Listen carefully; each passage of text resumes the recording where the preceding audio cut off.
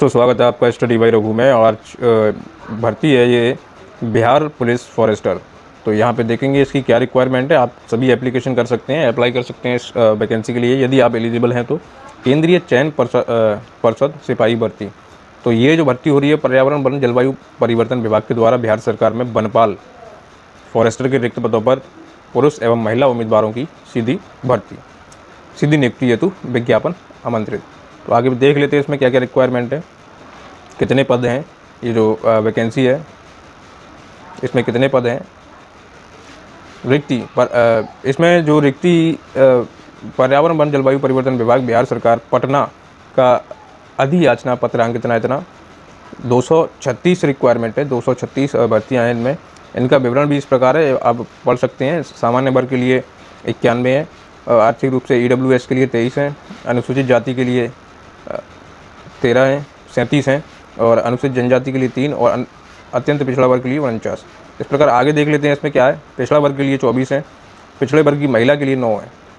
कुल पद कितने हैं? 236। इसमें रिक्वायरमेंट देखेंगे। कट ऑफ की बात करेंगे तो इसमें सभी अभ्यर्थियों के लिए आयु सीमा, शैक्षिक योग्यता बिहार सरकार में निरंतर 3 वर्ष पूरा करने के लिए कट ऑफ तिथि 1 जनवरी 2020 को निर्धारित किया। आरक्षण 1991 के अकॉर्डिंग आपको मिलेगा। और महिलाओं के लिए कुछ स्पेशल प्रावधान है जो आप एक बार पढ़ सकते हैं इसे।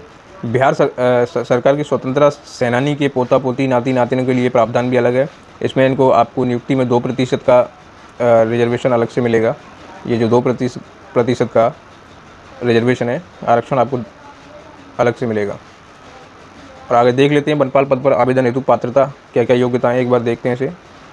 तो योग्यता में हम देखेंगे भारत का नागरिक हो, अभ्यर्थी की शैक्षिक योग्यता यानी 10+2 होनी चाहिए या न्यूनतम शैक्षिक योग्यता माध्यमिक इंटर विज्ञान अथवा समकक्ष उत्तीर्ण होना चाहिए। आगे देख लेते हैं अभ्यर्थी का शारीरिक मापदंड कितना है। न्यूनतम ऊंचाई 160 होनी चाहिए। अनुसूचित जाति अनुसूचित जनजाति के लिए सीना होना चाहिए 79 सेंटीमीटर और सीने का न्यूनतम फलांग होना चाहिए 5 सेंटीमीटर का। पैदल चलने की क्षमता 4 घंटे में 25 किलोमीटर होनी चाहिए। और अन्य के लिए 165 है न्यूनतम ऊंचाई और न्यूनतम सीना 81। और अन्य के लिए सीना का न्यूनतम फलांग 5 सेंटीमीटर है और 4 घंटे में 25 किलोमीटर, लगभग कुछ सेम है। महिला अभ्यर्थियों के लिए एक बार देख लेते हैं। महिला अभ्यर्थियों के लिए न्यूनतम ऊंचाई होनी चाहिए 55 सेंटीमीटर और 160 सेंटीमीटर होनी चाहिए सामान्य वर्ग के लिए। और पैदल चलने की क्षमता जो है 4 घंटे में 14 किलोमीटर होती है। और ये दोनों में सेम है, यहाँ दोनों में सेम है। और देख लेते हैं चयन की प्रक्रिया है। प्रथम चरण में लिखित परीक्षा होगी। आवेदन पत्रों के संग्रहण के उपरांत आवेदन पत्रों की समीक्षा की जाएगी। जिन अभ्यर्थियों के आवेदन सही पाए जाएंगे उनकी लिखित परीक्षा होगी, उनकी ही लिखित परीक्षा होगी। लिखित परीक्षा में एक प्रश्न पत्र होगा जिसमें 100 वस्तु यानी ऑब्जेक्टिव प्रश्न होंगे और प्रश्न 2 घंटे का पेपर होगा, टाइमिंग होगी 2 घंटे। और लिखित परीक्षा का स्तर बिहार विद्यालय परीक्षा समिति इंटरमीडिएट 10+2 स्तर का होगा। हिंदी भाषा का ज्ञान छोड़कर प्रश्न हिंदी और अंग्रेजी दोनों ही भाषाओं में रहेंगे। सामान्य ज्ञान के प्रश्न मैट्रिकुलेशन 10+2+3 प्रणाली की 10वीं कक्षा के अथवा समकक्ष के होंगे। भौतिक शास्त्र, रसायन शास्त्र, जीव विज्ञान तथा गणित के प्रश्न पत्र इंटरमीडिएट अथवा समकक्ष के होंगे। प्रश्न पत्र 2 घंटे का होगा। एक प्रश्न पत्र में 4 भाग होंगे, कुल 100 प्रश्न होंगे। एक बार इसे भी देख लेते हैं। 100 प्रश्न होंगे प्रत्येक, इसमें देखते हैं नेगेटिव मार्किंग है या नहीं। प्रत्येक सही उत्तर के लिए 4 अंक दिए जाएंगे और लिखित परीक्षा का पूर्णांक 400 होगा। यानी 100 नंबर का एग्जाम होगा, 100 क्वेश्चन का एग्जाम होगा, लेकिन नंबर होंगे 400। भाग 1 में 15 प्रश्न होंगे, सामान्य ज्ञान से संबंधित होंगे। भाग 2 में 15 प्रश्न तार्किक कौशल से, रीजनिंग, और 50 प्रश्न होंगे भौतिक शास्त्र, रसायन शास्त्र के यानी आपकी साइंस का पैटर्न होगा और गणित पर आधारित होंगे। जीव विज्ञान गणित में से एक विषय का चयन करना होगा। उक्त दोनों विषयों में से किसी एक विषय को चयन करके विषय कोड OMR उत्तर पुस्तिका में अंकित करके संबंधित प्रश्नों को हल करना होगा।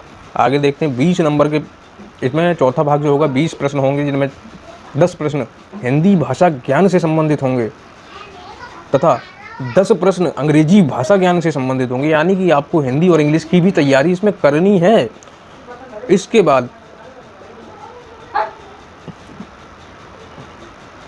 बाद 2 गद्यांश और पद्यांश भी होंगे जिन्हें आपको समझना होगा। हिंदी व्याकरण, अंग्रेजी व्याकरण भी पाठ्यक्रम लिखित परीक्षा का विस्तृत पाठ्यक्रम परिषद की वेबसाइट पर सिलेबस शीट्स के अंदर है। आप देख सकते हैं। ऋणात्मक अंकन की बात करें, नेगेटिव मार्किंग उम्मीदवार को द्वारा गलत उत्तरों के लिए निम्न प्रकार से ऋणात्मक अंक दिए जाएंगे। यानी प्रत्येक प्रश्न के उत्तर के लिए 4 विकल्प होंगे। उम्मीदवार प्रत्येक प्रश्न के लिए दिए गए उत्तर के लिए उस प्रश्न में दिए जाने वाले अंक का 1/3 दंड का काटा जाएगा, यानी कि 1/3 माइनस मार्केटिंग इसमें है।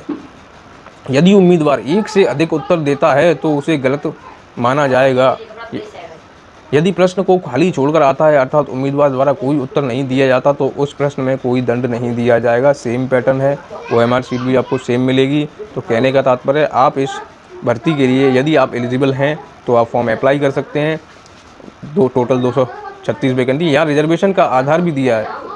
इस परीक्षा में विभिन्न कोटि के लिए न्यूनतम यानी कट ऑफ मार्क्स इतने होने चाहिए। यानी सामान्य वर्ग में 40, पिछड़ा वर्ग में 36.5, पिछड़ा वर्ग एनेक्चर अत्यंत पिछड़ा वर्ग में 34 और समस्त आरक्षित और गैर आरक्षित पद की महिलाओं के लिए, अनुसूचित जाति जनजाति के लिए 32%। यानी कि आप समझ सकते हैं और आप आगे इसे रीड कर सकते हैं अपने योग्यता के अनुसार।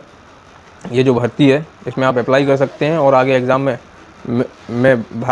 बैठकर आप अपनी ज्वाइनिंग को सुनिश्चित करें। अपनी ज्वाइनिंग को आप सुनिश्चित कर सकते हैं। यहाँ पे एक आपके पास एक अपॉर्चुनिटी है, इस अपॉर्चुनिटी में आप कोशिश कर सकते हैं और इसे निकाल सकते हैं। तो वीडियो आपको इसी प्रकार मिलती रहेंगी दोस्तों। यदि वीडियो आपको अच्छी लगे तो आप इसे लाइक कीजिए, चैनल को सब्सक्राइब कीजिए। वीडियो देखने के लिए धन्यवाद। जय हिंद दोस्तों।